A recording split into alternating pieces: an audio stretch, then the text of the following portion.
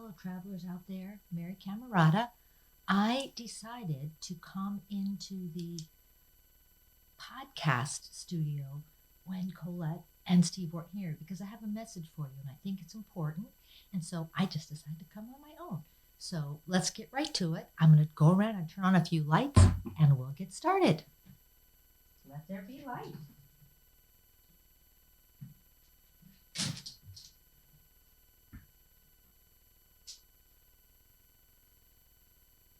Helps.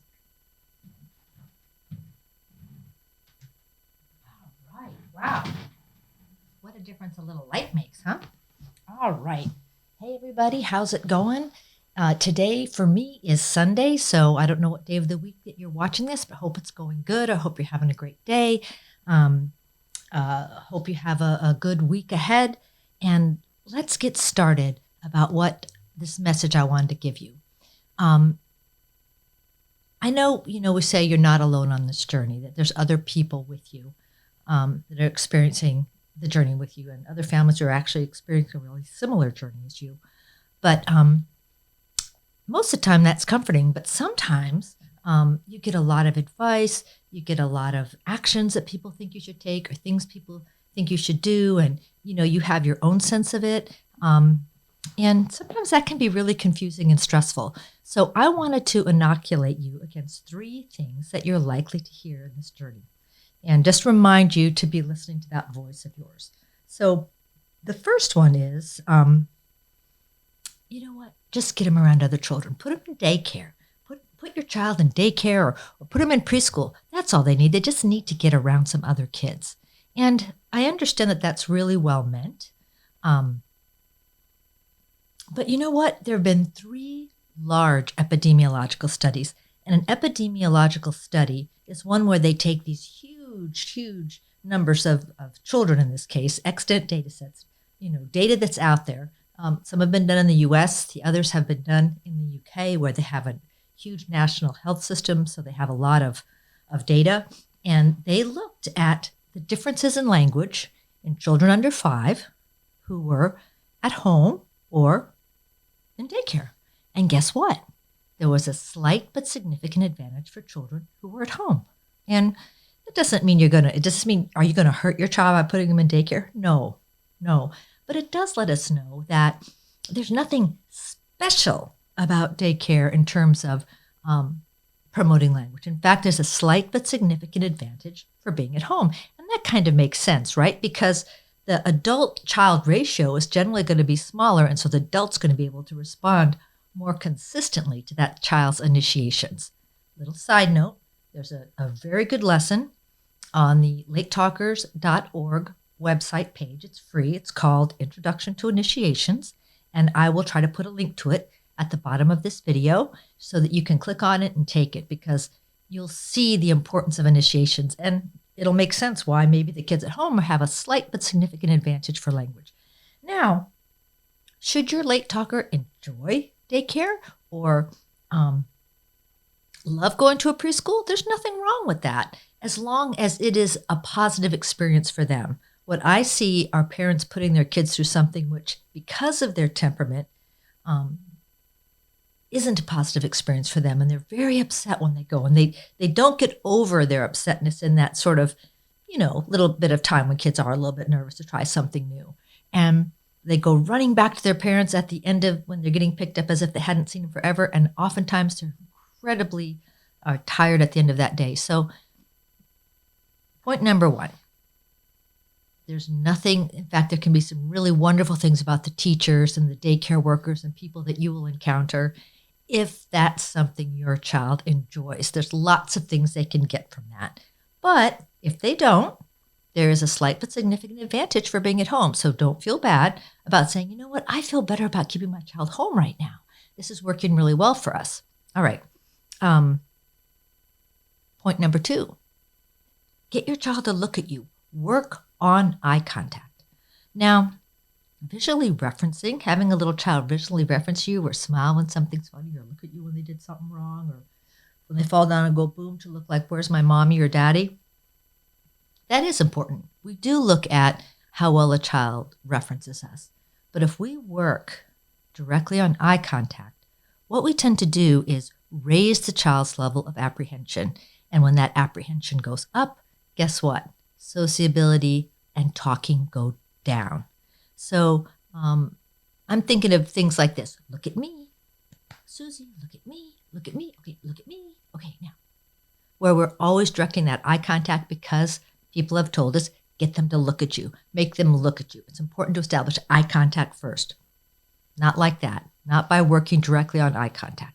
I like to make a parallel when I talk to parents about this, about a parent who's at home with a sick child.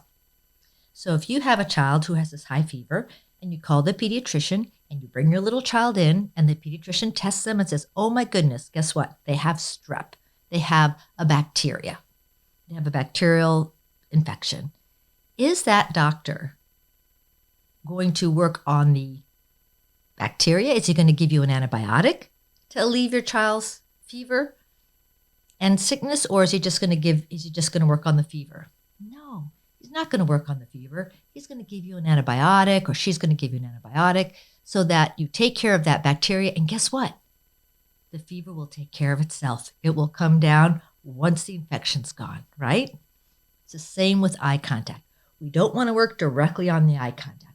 We want to work on the things that promote eye contact.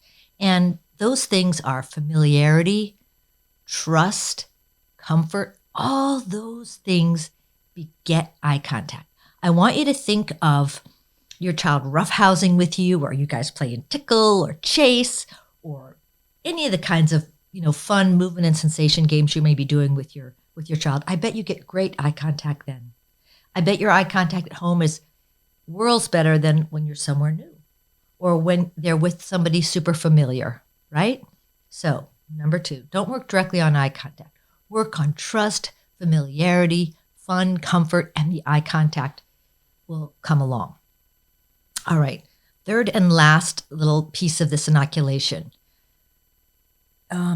You might hear people say, you know what? You're just doing too much for them.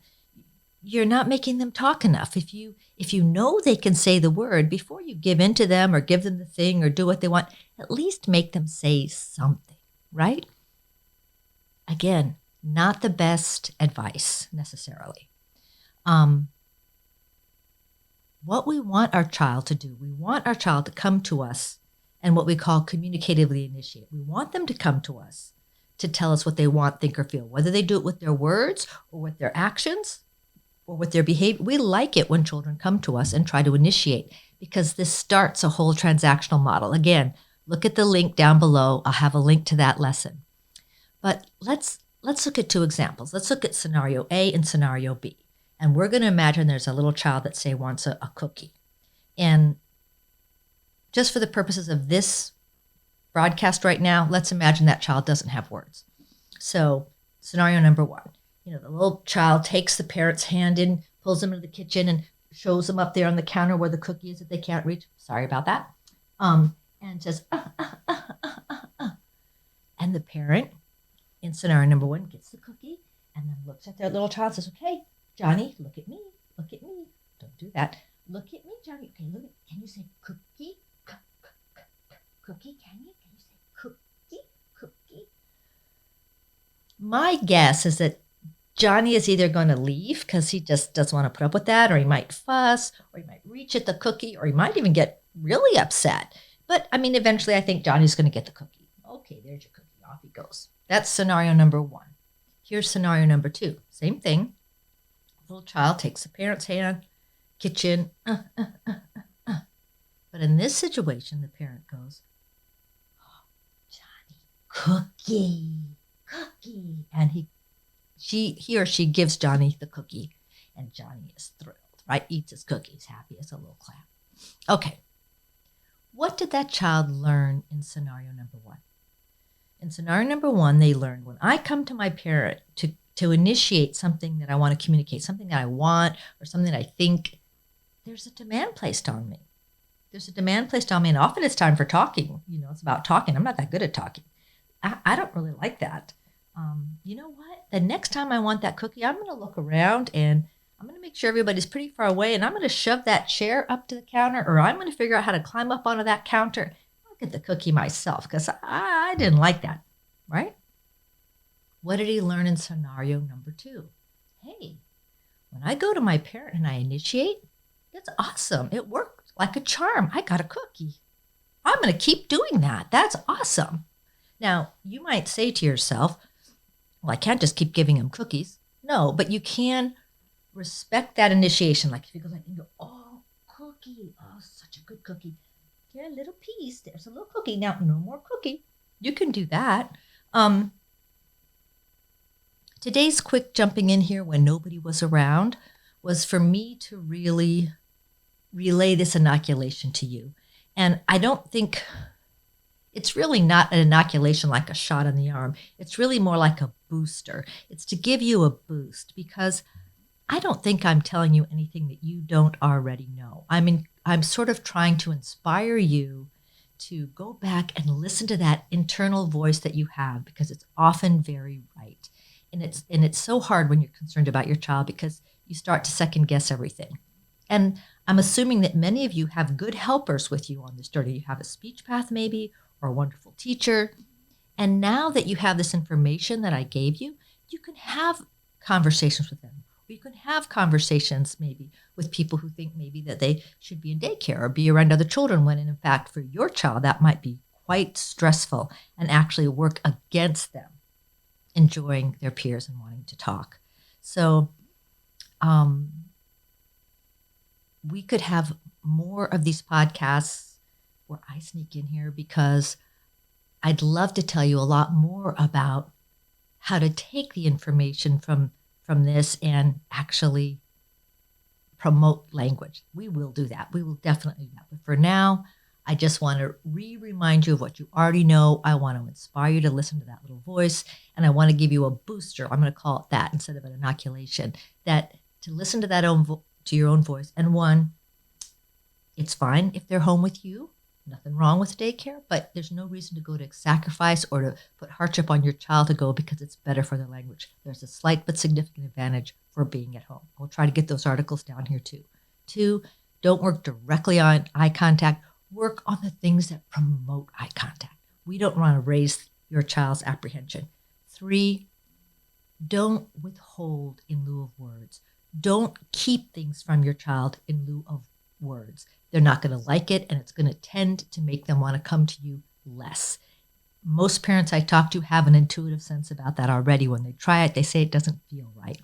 Anyway, I'm doing what I often do, which is continue saying things that I've said before. So I'm going to stop for now, and I'm going to hope that you all have a great week. I appreciate you kind of sneaking in here with me. So I'm going to turn off the lights, and nobody will know the wiser that I've been here. All right, keep enjoying your late talker. Bye-bye.